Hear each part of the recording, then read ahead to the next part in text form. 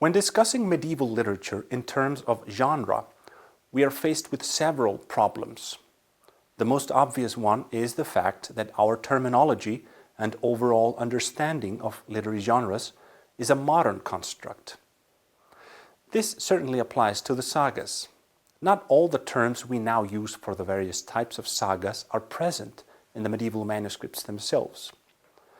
By classifying a saga as a particular genre, we are often employing criteria that may have seemed foreign to the original audience. The taxonomy of Icelandic prose literature is mainly based on two parameters: subject matter and internal chronology. In other words, when we classify a saga, we normally look at what the saga is about and when the events it describes happen. Throughout this course, we will see a number of genres from medieval Iceland. I want to explain the most important ones now and illustrate the main differences between them. First of all, there are the Íslendingasögur, the sagas of Icelanders. It's this category that is our main focus in the current course, and the three sagas we use as our point of reference are all sagas of Icelanders. By comparing the three, we come to understand that despite an undeniable unity of design in terms of plot and types of character, the Íslendingasögur as a genre is surprisingly diverse. Irbyggja saga is the regional history of a certain district, and the place by itself is what keeps the storyline together. It has no real protagonist, and the structure is highly episodic. Njáls saga is different. It has a more explicit narrative thread and centers around the same characters throughout. Grettis saga has a single protagonist and could even be called a biography. But on the whole, sagas of Icelanders happen mostly in Iceland, with occasional trips abroad, and the characters are mainly historical individuals who lived in the country. The events are set between the settlement of Iceland, which began in the 870s, and the country's conversion to Christianity, or a few decades after it. The conversion happened around the year 1000 AD. Our next category are saints' lives, stories of holy men and women, both those translated from Latin and other foreign languages, and those composed originally in Icelandic.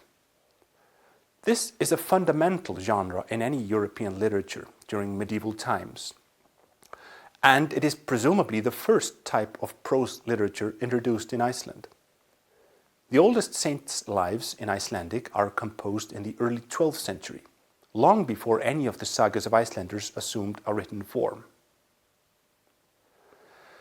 The third literary genre are the legendary sagas, fornaldarsögur. The Icelandic term literally means sagas from antiquity, since they describe events that are set in the northern world before the settlement of Iceland. Here we find stories of quasi-mythical heroes, warriors who are endowed with superhuman qualities, who spend their days fighting monsters and giants, and live for hundreds of years. The legendary sagas are much more stagey and fanciful than any other saga type. Some of them have strong ties to the poetic Edda and cover the same ground to a degree. To take one example, Völsunga saga, one of the legendary sagas, recounts events from the German Nibelungenlied, material that is also reported in several Eddic poems. The fourth saga type are the chivalric sagas, Riddarasögur.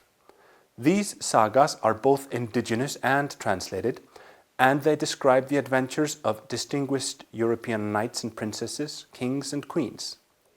King Arthur and his men often take precedence in these sagas, as do Tristan and Isolde, Alexander the Great and Charlemagne. The chivalric sagas were Iceland's window into the world of the European romances, and they were highly celebrated in the 14th and 15th centuries. There are more types of sagas, but for the context of this course, we will stick to these four.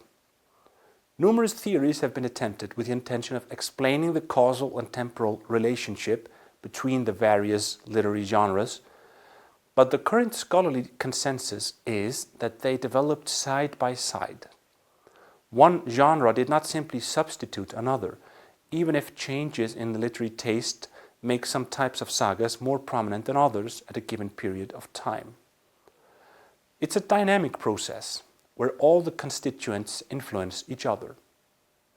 Even if each genre has its specific set of narrative motifs and traditions, influence easily travels between them.